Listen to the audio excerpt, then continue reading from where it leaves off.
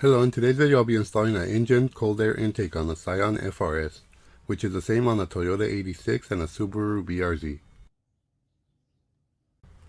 So let's get started. The first thing we need is an 8mm socket to loosen this clamp at the throttle body. Now we'll need some pliers to pull back on the clamp and the crankcase hose, or I just use my fingers.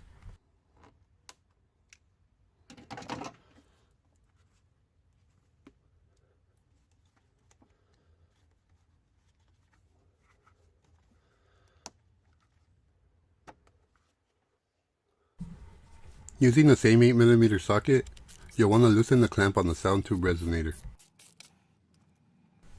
Next we can loosen this clamp to the intake tube. Now we can disconnect this MAF sensor connector by pressing down on this tab as we pull back. We'll also want to release this guide by pressing in on the tabs on both sides.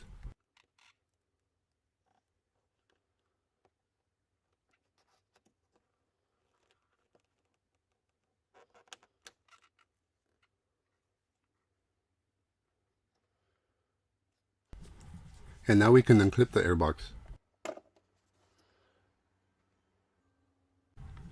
We're almost ready to remove the airbox lid, but we still gotta separate the sound tube.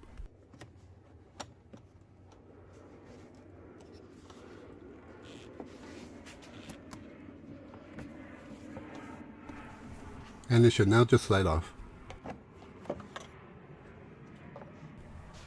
To remove the rest of the airbox, we'll need to remove the 3 bolts that are holding it. For these bolts, we'll need a 10mm socket.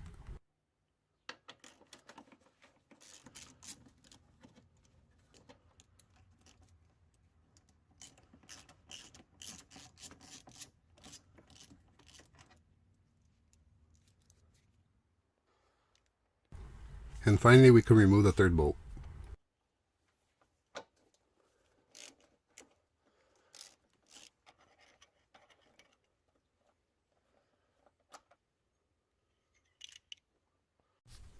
Now we can remove the air filter and the remainder of the airbox.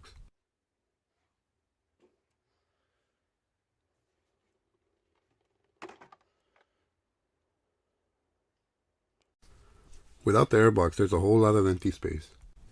And we can now remove the sound tube.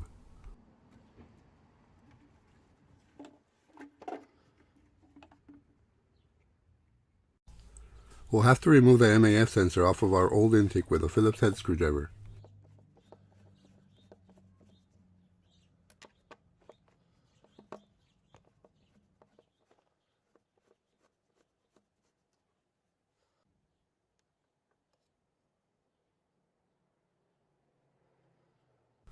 We can now place it on our new intake system using the supplied screws. To tighten the screws, you can either use a 2.5mm Allen key or a hex bit socket. Now just place the MAF sensor on and make sure that it seats and install the 2 screws.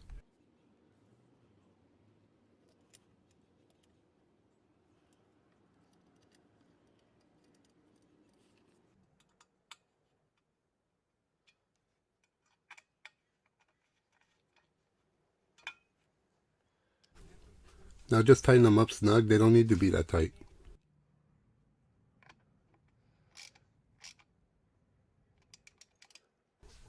To not lose the original screws, I like to install them back on the old intake.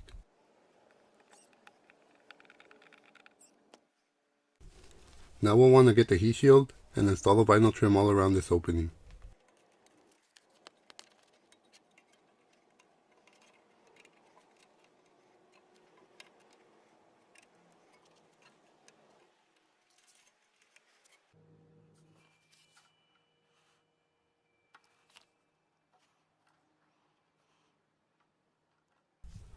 We'll need to cut off the excess. Unfortunately, when I cut it, I didn't cut it at enough angle to come out as great as it could have. We'll need to unhook this tab to make room for a bolt that mounts the airbox. We can now set the new airbox into position. And this is how our new airbox will mount.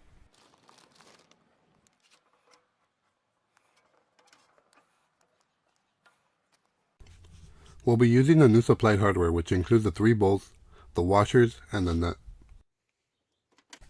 For this first one, we'll use a bolt plus a washer and bolt it into position.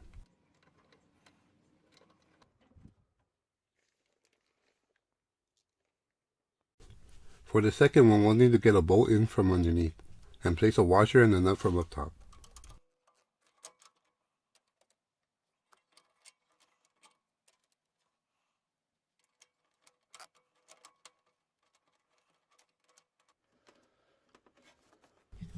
And now for our third bolt plus the washer.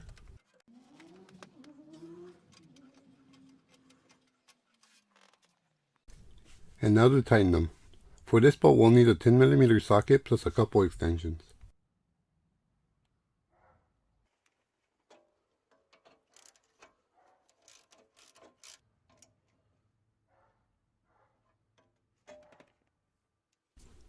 To tighten the second bolt, I hold the bolt head on the bottom with my 2 fingers as I tighten the nut on top.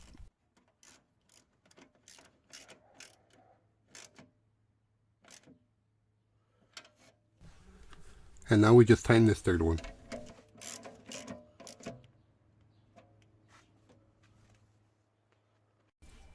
And now to assemble the coupler with the 2 clamps before we install it on the engine.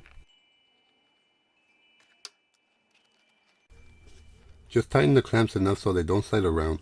We still gotta be able to slide them over the notches.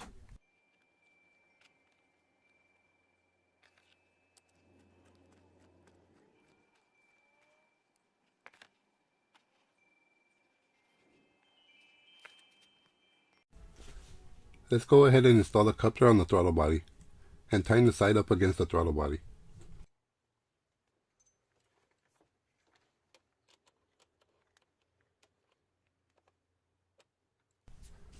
Now we can install the intake tube into the heat shield first and now into the throttle body coupler.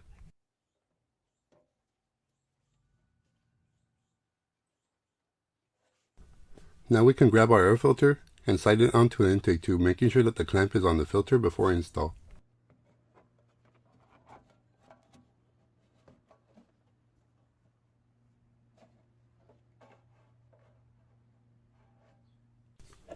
And now we can use the 8mm socket to tighten the clamp on the filter.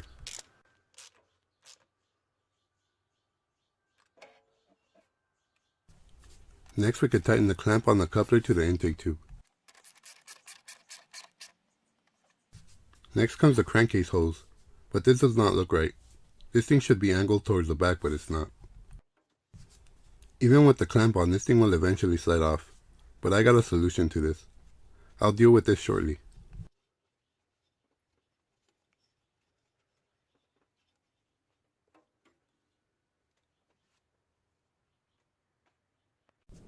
And now to connect the MAF sensor connector.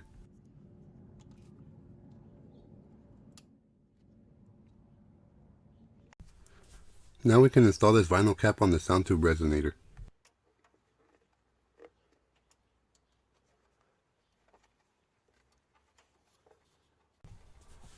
This vinyl cap came off a few days later, so you may want to secure it with a hose clamp. Next we can install a heat shield lid with the supplied 5 bolts.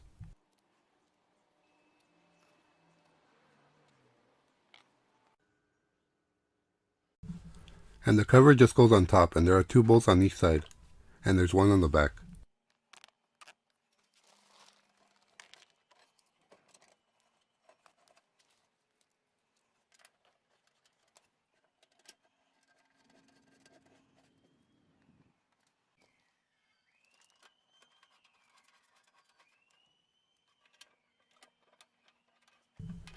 And now we can just tighten the bolts.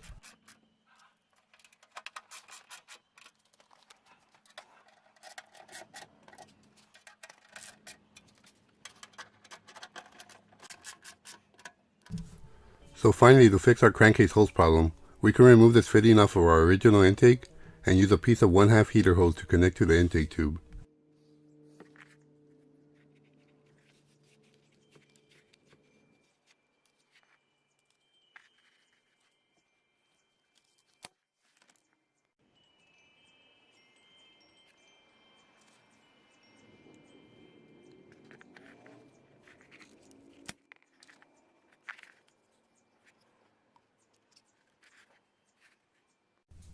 And now we can just attach it to our setup.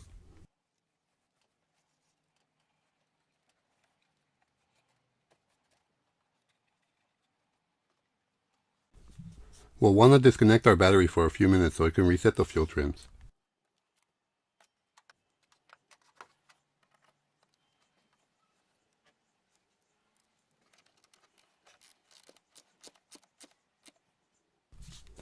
And now finally we can start the car and try it out.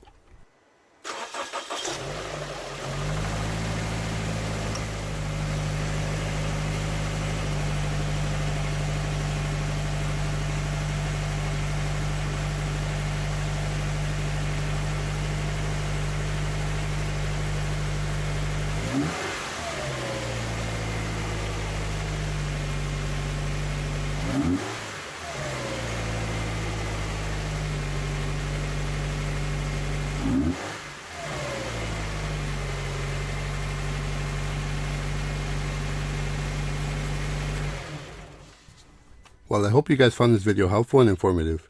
If you did, please click that like button to support this video and channel. And if you haven't done so, click that subscribe button and ring that bell to be notified of any future videos.